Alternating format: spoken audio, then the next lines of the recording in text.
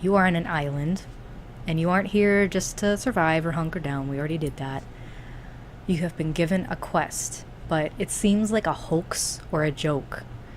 People have been disappearing. There's evidence of a malevolent force causing destruction on the island, but nobody has any idea where it is or how to find it. So the local government, in its infinite wisdom, has put out a hit on this unknown assailant, imploring heroes near and far to come to this place and slay this thing.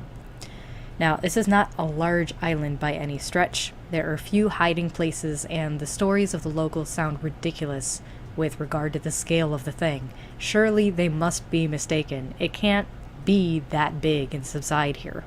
And if it did, surely the destruction would be much more. It would have lain waste to the entire island. It must be something much more cunning and calculating. All the best warriors have been put on this task, with the promise of being rewarded the deed to a castle in a faraway land that they can go to and lord over its territory. What a great deal, right? Especially if it turns out to just be a wolf or something. One wolf for a castle? Obviously. Now, the island itself is not exactly tame or hospitable. There are many nasty insects, wild magic, tough terrain to traverse, and it's very dense. There's lots of hiding places for this elusive quarry, which no one knows what it is. You have been searching for days, lost in your task, your mind is racing, all kinds of little experiences buzzing around in your head as you try to get your bearings and make sense of this novel environment. You watch the sunrise over a new day, full of possibility, and you decide that this is it. You are going to take this as far as it needs to go, no matter what it is. You need to know, and you are much more curious than scared. You somehow find yourself in a different part of the jungle, even though it has been crisscrossed by dozens of other adventurers. Your mind wandering slowed you down just enough to notice some of the things out of place that others must have overlooked. From your vantage, you realize a clearing formation butting up to a cave, and cautiously you go down to it. All the vines and foliage make it look very solid from afar, but standing right in front of it and smelling the abnormally cold air flowing out alerts you to avoid there. Not only do you feel small, but something smells, not bloody or rank like you might expect from an animal, but acrid, like a chemical that you just can't put your finger on. It's time to show the world what you are made of, and you head in. It's pitch black, so you risk lighting a torch and carefully feel out each step on the rocky floor. It is slow going. You're impatient, but one false move could give away everything in this desperately unknown environment. You think, if only I knew what I was up against, I would feel so much better about this. But as soon as you do, your foot starts to find objects on the ground. Bones, gold, tattered cloth, and all manner of weapons and armor. You get excited by the prospect of all these riches around you. The fallen heroes who tried their hand before you stare back at you with dark skull sockets, and you are reminded of the presence of a looming danger. But where is it?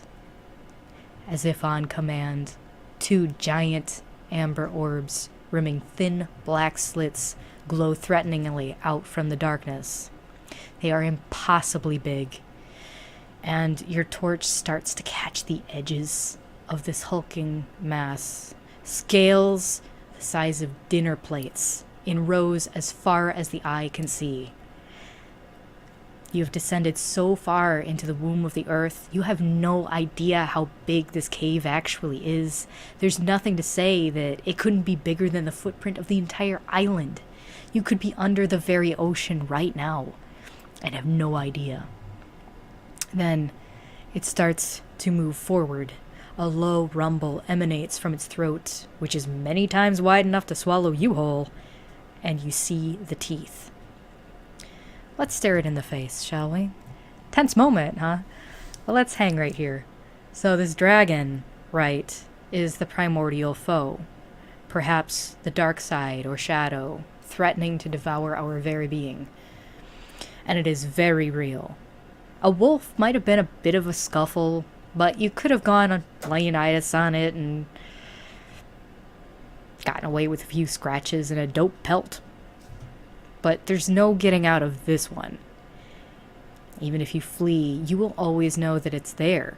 This thing could not possibly be, let alone in a place like this. It's too big. How is it here? Who could possibly defeat such a thing?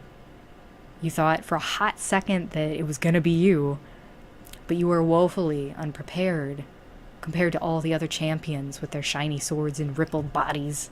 Who were you? Yet the dragon, for all its magnificence, doesn't really want to be found out. It has learned how to emulate the wolf, to throw the humans off track, and not to betray its hiding place. It can bide its time, take only what it needs, and subsist in this dark place. You have to have mad respect for such a thing. It's only doing what it needs to survive, right? Being what it is. But it can't be allowed to stay. What's to be done? It's killing all of these people. So, the dragon, of course, is a metaphor, the reality of which is 1,000 times more terrifying because we can stare it in the face right now. What are we up against? Human cruelty, wars never ending, economic systems that yoke and enslave the world's people, starving them to death, committing atrocities against them, nuclear proliferation and evil so removed from the consequences of its actions that a button can be pressed and thousands of miles away an entire city can be gone. Climate change, toxicity of our drinking water, destruction of arable land by carcinogens and chemicals, being force-fed all of these foods which are grown with toxins, animals grown in the most horrific conditions imaginable just to be mercilessly slaughtered so we can waste most of it, widespread panic, anxiety, depression, suicide, a silent scream for help, and a sense of foreboding for this monster that haunts our every moment of life from the time we are born, being indoctrinated into a system that seeks to subjugate, devalue, and rape the very essence of our being and what makes life meaningful. All the people that we are supposed to try to trust and bond with and rally around these bad feelings are having their mental state constantly inflamed with stress, drugs, cascades of hormones that can turn them upon us in a cannibalistic rage at any moment. We have social systems that put some into positions to lord over others, and they abuse that power to satisfy very sick urges. Fear is intentionally manufactured as a way of enforcing control. We are commodified, objectified. Anything that was good or true about love and sexuality is bought and sold as another means to keep us sedated. These are all sufferings that we made up. None of this is innate to us. Yes, as beings with free will, we will always have the choice to do evil. But in our modern society, most of that choice has been taken away from us. We are not free. If you are not evil, you are weak, supposedly. And depending on where you are in this world, it may be enforced in a very real way with violence or death if you don't comply.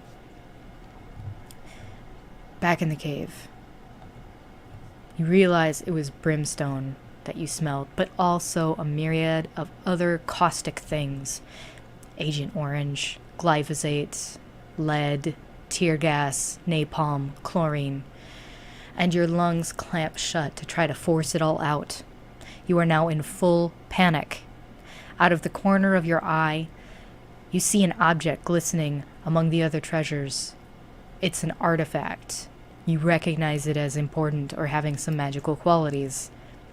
You could pick it up and use it to fight, or try your luck racing with it back to the cave entrance. As the dragon roars, You use the pause to grab that thing and sprint as fast as you can out of that hellhole. The crunch of rocks gives way to the squish of foliage under your feet, and the sunlight flooding through the canopy blinds you, but you know you have to keep going.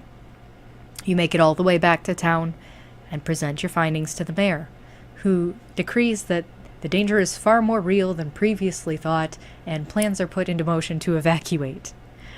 You are rewarded the castle, despite not killing the monster yourself, and you feel that there must be some catch for them to have gifted it so easily. A nightmare-ridden sea voyage later, you find yourself on foreign shores, and a quick carriage ride sees you to the entrance of your hard-won prize. It is in ruins. Absolute shambles. The stone is crumbling, the tapestries have all rotted. The metal is rusted, stained glass cloudy. There are squatters in every room that need to be driven out. They have been filthying this place for years, and it is going to take more years of dedication and enlistment of skillful craftsmen to start to rebuild and eventually plan improvements to make this your home. The castle in this case is the castle of your mind, and which I keep referring to. You are inheriting it from a former version of yourself, essentially, and the squatters are your outdated beliefs and bad habits. You will need to do these and other mental exercises to get it to its potential glory, but it is all yours. It was always yours. You didn't really win it, per se, but you keep winning it every time you unlock a new room, make it a little nicer, host balls and feasts and masquerades, and populate it with life and beauty. You can weave your own stories as tapestries for the walls.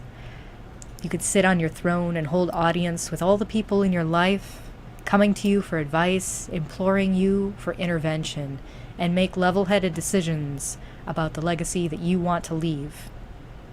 So that is very much all up to you and your imagination. What is not only about you, though, is the thing that you picked up from earlier. That is the real takeaway from this exercise. Hidden in there a little bit, right?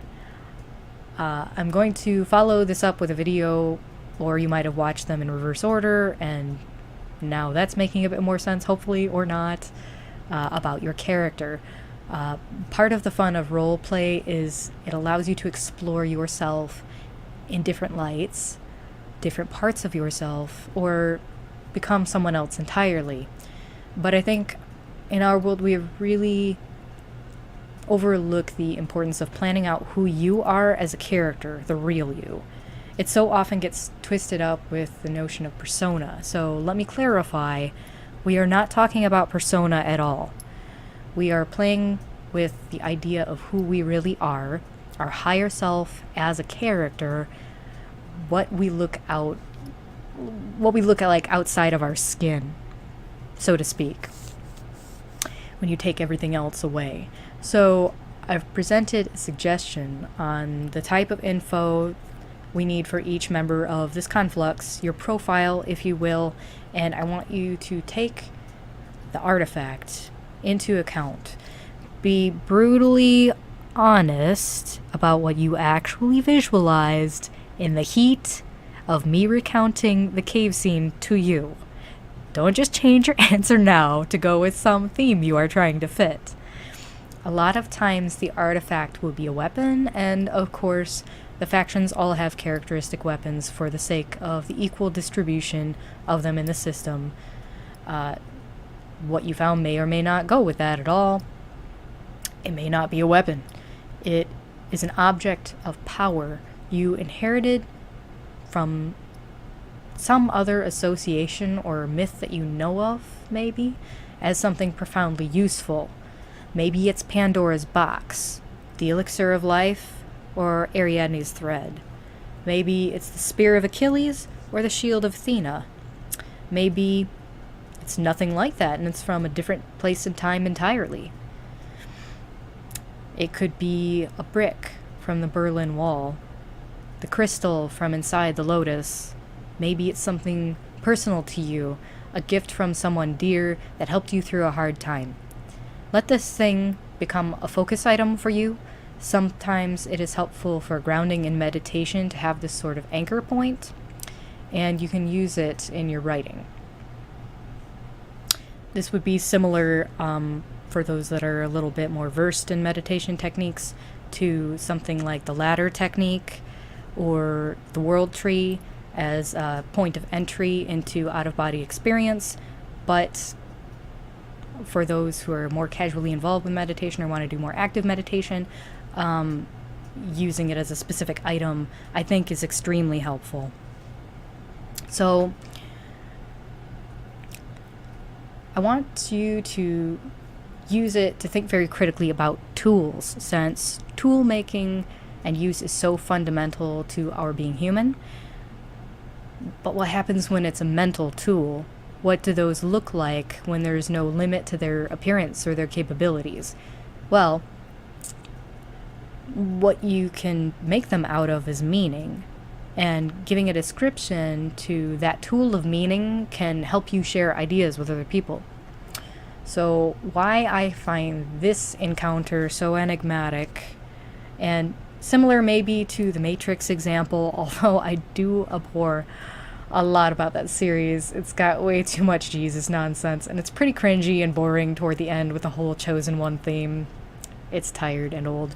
But for its time, the first movie was quite revolutionary, and it's kind of a major disappointment that nothing in recent years has come very close in its profundity, right? So the difference, though, between that, as far as the singular hero monomyth, and what we're talking about here, is that the hero, you, gets a glimpse of the hulking danger, but gets to walk away, totally unscathed. Then you have to make a choice of, how do I make myself equal to this challenge? Or do I close my eyes and forget? Which there's not really the ability to do that, right? It's going to haunt you in your nightmares. Once you know the truth, you can't really get rid of the memory of having this encounter or seeing this danger in your life, right? It would take a lot of drugs to black that out entirely, though we do see cowards and traitors in these stories. I suspect if you are still here with me, that doesn't apply to you. Now, why I said before that this is different than the traditional monomyth is usually when the hero encounters the big bad in these situations. Big bad TM. They get their ass kicked, right? They get humbled, they get taken down a peg, forced to reevaluate some things and undergo some more trials to be able to take another crack at it. But this dragon is different than, say, when Odysseus' men disrespected Poseidon and the sea god gave them the business. This dragon isn't necessarily a response to your individual hubris or mistake. It is a massive conglomeration of all human hubris. So that isn't entirely your problem. It's something that you were born into, right? The world that we have now. And it's not your job as an individual necessarily to correct the whole thing. You are already on your individual heroic journey, which will be populated by your unique trials. But it's easy as a person living in this global world to behold a glimpse of the dragon and just get crushed by despair. These problems are so big. So we're approaching this dragon in its hidey hole of its own creation with its amassed treasures and casualties. It's dark and we can't see it clearly. Fighting dragons takes teamwork and strategy. They need to be brought out into the open and deprived of their sources of power, right? We need nets to prevent them from having an advantage in flight. We need to quell the fire breath. We need piercing implements to get through the rock-hard scales. And some dragons even have poison, acid, or magic abilities to contend with. So, basically, Mastery of the elements is necessary, and that's basically an alchemical symbol for diversity of knowledge, using different points of view and strategies collaboratively together. And any good nerd knows dragons also have natural magic resistance, so just throwing elemental things at them does no good. Basically, you can't outsmart them. So all of these tasks need to be orchestrated by specialized strike teams, and they all have to count on each other. One slack rope and everybody could be killed. The more that we study about the creature, its needs, its feeding habits, everything specific about it will betray its weaknesses, and those can be addressed piecemeal. You are a crucial member of one of these teams. You might not be the one to stab it through the heart, right? In the end. But it might take 1,000,000 arrows to wear it down to get to that point. We might need to weave 1,000 ropes or grow 100 dragon roses to dull its senses. So maybe your destiny is to do one of those, to put your effort towards this group collective big bad. And it would be no small feat. We need every single one. And yours could be the final push over the edge. So I personally invite and welcome you to this fight, knowing full well how important you are. No matter what you have accomplished already in your journey, we are here now, and if you can't simply go back to sleep and hope someone else will take care of it, join me in this epic quest. Just think of the story that we'll get to tell if we win.